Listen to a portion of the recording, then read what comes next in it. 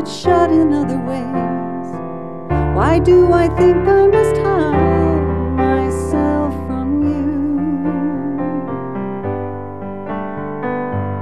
I speak my scattered mind and those arbitrary thoughts lurking deep inside. I take great comfort in knowing you understand.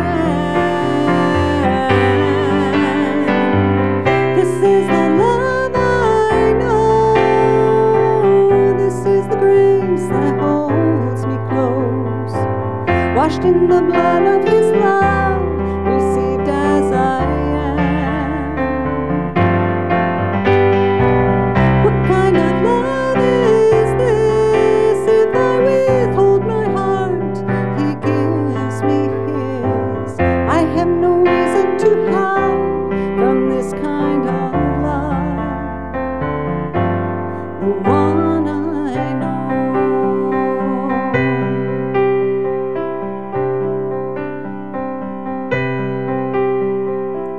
When all is said and done, I'm left speechless in your love, astounded and amazed.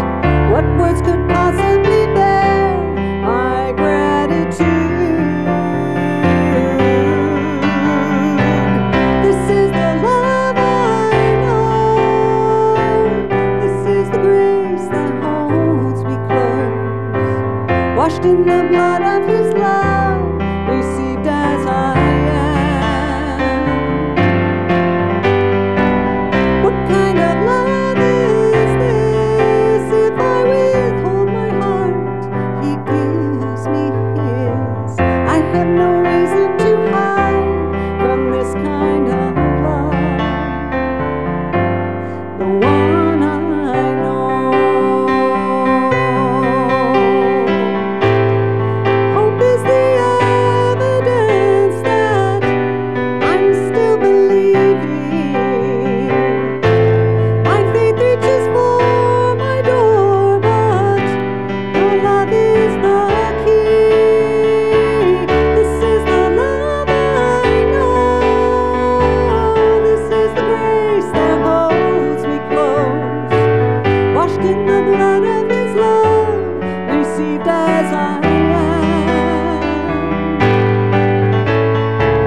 What kind of love is this? If I withhold my heart, he gives me his.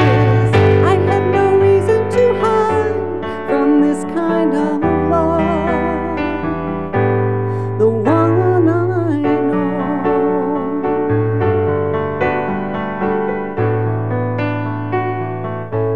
the one I know.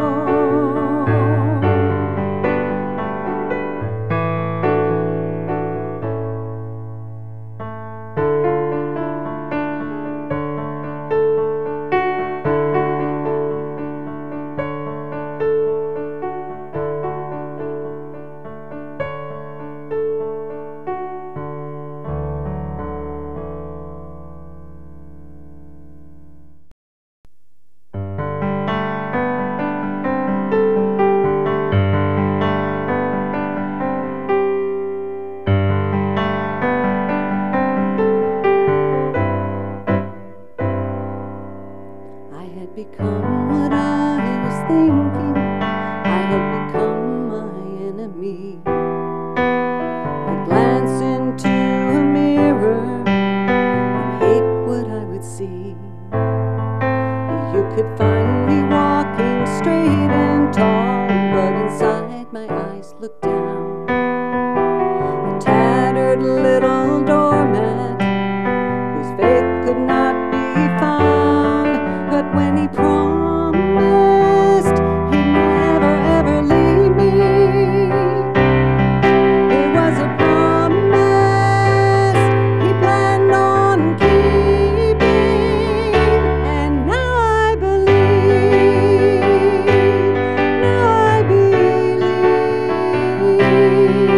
when he tells me I'm loved, I believe.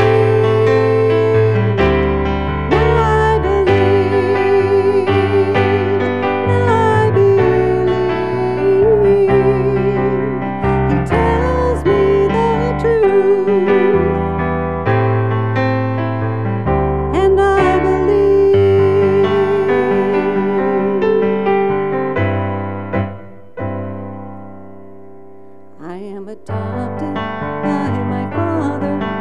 He has convinced me I am loved. His family, a fact that will not change. I am adopted by my Father. I am a daughter of His love, and welcomed in His family, a fact that will not change. And when He promised He'd never ever leave me, it was a promise He planned on keeping. And I believe, now I believe, when He tells me I'm loved, I believe, now I believe, now I believe. He tells me the truth, and I believe. I will only listen to your word and spirit. Your love will not expire, and by your grace I now believe it. Now I believe, now I believe. When He tells me I'm loved, I believe,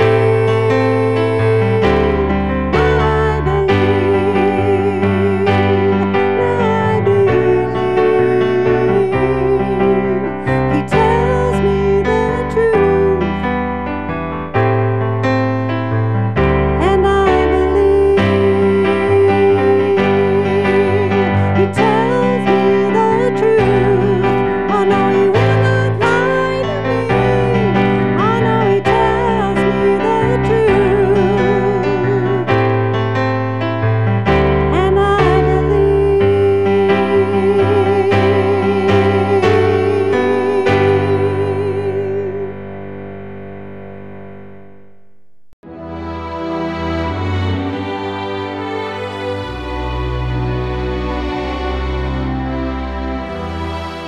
I came to America. I married an American who was a war correspondent while I was working in Jerusalem as a news anchor, and this is how I ended up in this country. We got married in Jerusalem, had our first baby in Jerusalem, and then we came to the United States. And I thought I left all the crazies behind me. I left all those radicals behind me. I'm in America now. I'm going to have a brand new life. It's going to be so wonderful. I have made it to the promised land. And we did. My husband and I started our own little TV production company and a little business, and you know, we had a second child, so we lived in a beautiful little home with the picket fence. I mean, we had the American dream. And September 11th turned my life upside down. September 11th reminded me that the crazies I left behind have followed me here to the United States. And that's when I thought to myself, I mean, after September 11th, I laid on my family room couch for 7 days. I was devastated. I was frustrated. All of a sudden, all this pain came to the surface. All this agony, all the memories that I tried to suppress and forget about came to the surface. When I was watching the images of 9/11, as we all did on 9/11, we sat in front of our TV screens feeling so helpless, so frustrated, so in pain, so in agony, that how could people do this, something like this to us? And I remember watching the images of people being pulled from under the rubble, or parents screaming for their loved one, for their children, screaming their children's names, holding pictures. I remember people running around with pictures of their loved ones saying, "Have you seen this person? Have you seen this person?" And watching the smoke come out of the buildings. And for me, it reminded me of when I was wounded, when I was trapped under a wall. I could smell the black powder. I can feel the heat of the fire around me. I drank my own blood. I was wounded in my arm. My arm was over my face. The blood was in my eyes and my lips, and I could not I remember the taste of my blood as I bled, drinking my blood. I remember hearing the voices of my parents screaming to me. So when I watched the images of September 11th, it did something to me different. It affected me differently than a lot of people who have not gone through that experience of a terrorist attack of that magnitude. And I laid on the couch thinking, what can I do? My daughter walked home on September 11th. I have two daughters. And she was around my age when this happened. And when I was wounded, she was 10 years old. And she walked home and she was looking at the TV screens and she said to me, Mommy, why did they do this to us? And I found myself looking at my daughter and repeating to her exactly what my daddy told me in Lebanon back 30 years ago. They hate us because they consider us infidels, and they want to kill us because we are Christians. Here we were, 2 generations apart, 2 continents apart. I was a young Lebanese girl when I was her age, when I was wounded, who spoke the Arabic language, had a Lebanese passport. She's a young American girl who speaks the English language, has an American passport. 8,000 miles apart, 2 continents apart. Yet I found myself repeating to my daughter exactly what my daddy told me. That's the day that I became an activist. That's the day, that was my defining moment. September 11th was a defining moment for our country. That moment was a defining moment for me. That's the day I swore I will do everything I can in my power to make sure that my daughter will never ever look into her child's eyes and repeat to him or to her what my daddy told me and what I had to tell her. That's the day I was reborn as an activist. And I started thinking, what can I do to make a difference for my country? And I'm the type of person that I believe every single one of us in life has a purpose, has a destiny to fulfill. We are here for a reason, for a season, for a purpose. And we go through trials and tribulations in life, and we do not know, why did God allow that to happen to me? Why did God allow that horrible, horrible, bad thing to happen to me, no matter where we are in life? And when I look back at everything that I've been through, that day I knew, when I fasted and I prayed, that the reason why God allowed me to go through the pain, the agony, being raised in war, is because God was preparing me to make a difference for my country here in America. The dream that became my address. I never thought I'd live in my dream, but I am. Yet the Islamists who ruined my life in Lebanon have followed me here. And I realized, this is my purpose. I have found my purpose. I can mobilize people. I can speak from personal experience. I not only am a terrorism analyst who can talk about terrorism from an intellectual point of view, but I'm a survivor of Islamic terrorism who lived to tell about it, and who can speak about it with an authority of a survivor that is completely differently than somebody who's just studied terrorism in the Middle East in college and wrote a thesis about it and went there for a visit. Arabic is my mother tongue. If anybody's going to accuse me of being a racist for discussing these issues, they better be able to argue with me in Arabic, my mother tongue. So I knew I was positioned in a way where I can make a difference. I come from a media background. I speak in sound bites. I know how the media thinks. I know how reporters think, something that not many people can do. And I realized, that is my purpose. My purpose is to mobilize as many Americans as I can and educate them about the threat of radical Islam to world peace and our national security, and what we can do about it, while still love them and while still pray for them, all the Muslims throughout the world. This does not mean we should bury our head in the sand and ignore the problems. The Bible says, be as kind as dove and as wise as serpents. We as Christians have mastered the be as kind as dove part, because whether we're practicing Christians or not, let's face it, our Judeo-Christian culture, we are raised with the principle of do unto others what you want others to do unto you. Be nice, Johnny. You know, you want to treat people the way you want to be treated. That's how we raise our kids, even atheists who don't even believe in Christ. It's just the principles, the values of our society. Do not judge others lest you be judged. It's just a part of our life. And in our case as Christians in particular, we are not only commanded to pray to our enemies and those who hurt us, we are commanded to make a difference in our communities as well. Because we are instruments in the hands of God to be used for the better. God does not change the world by just doing lightning in the sky. God changes the world by using His people to make a difference.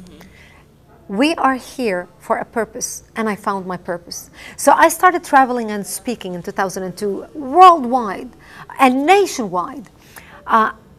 And one question kept coming up. I would speak to groups from 100 to 10,000 at a time in one of those mega churches. And one question kept coming up. Now that I'm educated, what can I do? Give me something to do. And that's when I realized education is important, but education by itself is not sufficient. Education must be coupled with action. And that's when I launched actforamerica.org. actforamerica.org. That's the name of our national organization. And I wanted to mobilize people nationwide to get information on how they can become effective. You know, it's like we learn how to pray effectively, how to be a better person, how to serve your community better. We have Bible studies to learn how we are commanded to be better Christians, so we can understand the Bible better, so we can be used better to, you know, for the kingdom of God. We go to college to learn how to be better at this profession, so we can practice as professionals. And I realized a lot of people who love this country want to make a difference for this country. They just don't know how. They say, well, what can I do? I don't know where to start. I don't know what to do. I'm frustrated about the status quo, but I don't know what to do. And so Act for America was founded to give people the tools, the tips, to empower them and give them the tips as to what you can do in your own community. So I launched Act for America, and I'm proud to tell you that today we have 260,000 members, over 250,000 members nationwide. Wow. We have 800 chapters nationwide. Actually, our chapter in Chicago today organized this whole conference in here. Okay. People come to their chapter meetings to learn to keep an eye on their community, what's happening in their community, how we can serve our community better.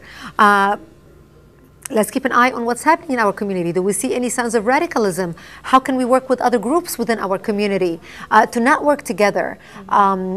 We send action alerts. We monitor bills coming down in Congress relating to national security, any national security. So we talk about that, what's happening in that area.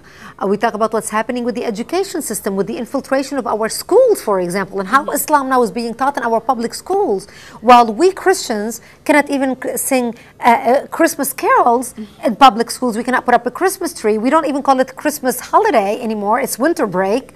Yet Islam is being taught in public schools. People don't know that. So this is a type of education that we educate and mobilize people.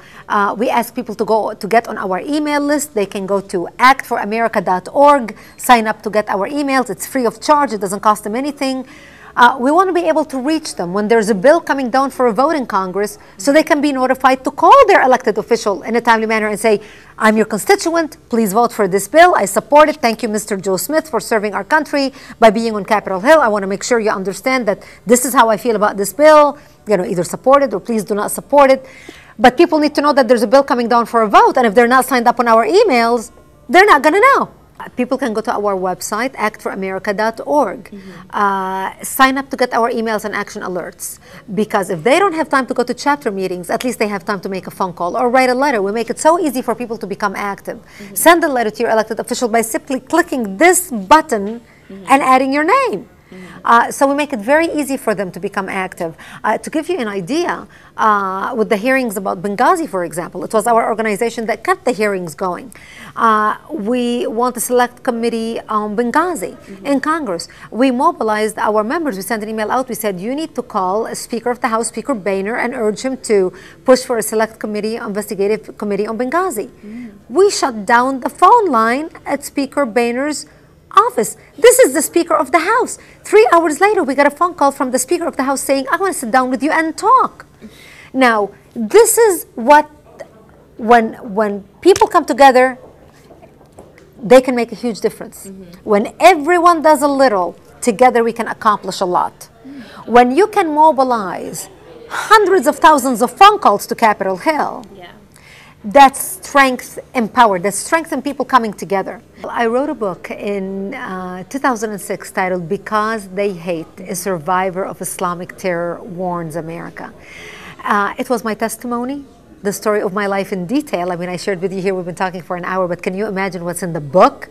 So people will get the details from the book. If you want to be moved by a true testimony of how God spared my life, and how God uses us, how no matter what trials and tribulation you're going through right now, know that God has something for you in the future. That's why you're going through whatever you're going through. And when you read my story, you'll know exactly why I make this statement. And so that was my first book, to warn Americans about what happened to the Christians in Lebanon and what's still happening to the Christians all throughout the Middle East. I mean, look what's happening to the Copts in Egypt right now, the Assyrians in Syria. I mean, it's the story of Christians in the Middle East. And I wanted to warn people about what's coming to the United States.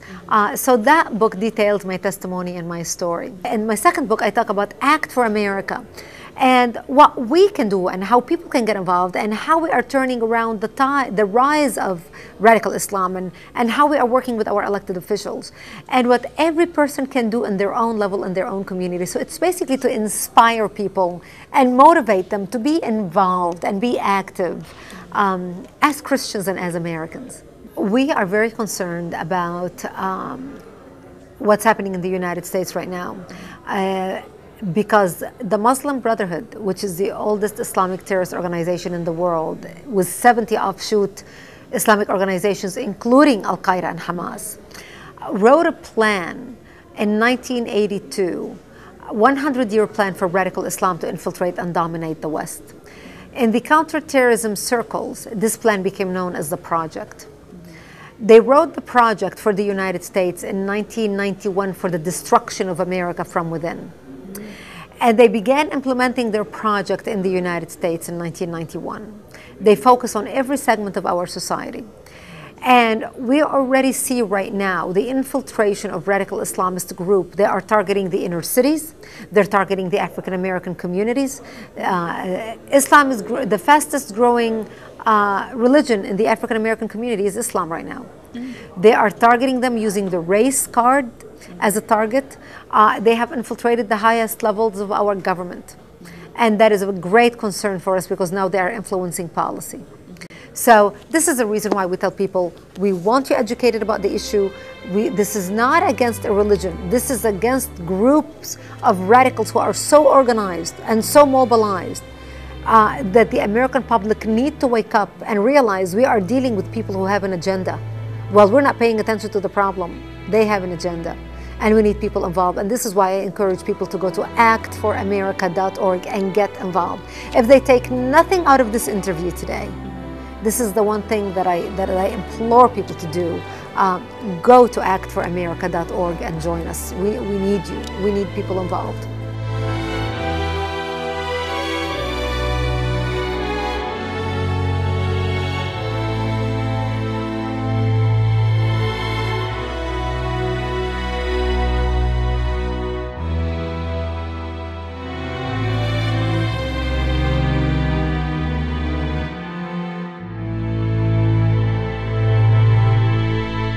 That was our on-location interview with Brigitte Gabriel, the author and founder of actforamerica.org.